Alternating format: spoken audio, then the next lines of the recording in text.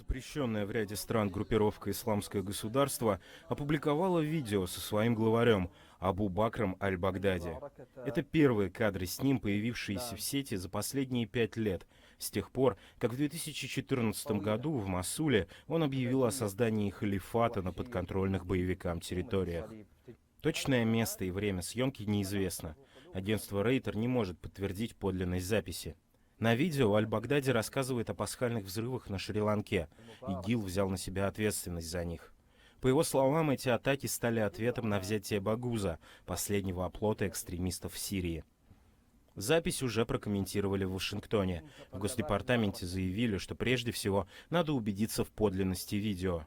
И подчеркнули, борьба с исламским государством еще не закончена, несмотря на то, что на территории Ирака и Сирии группировку удалось разгромить.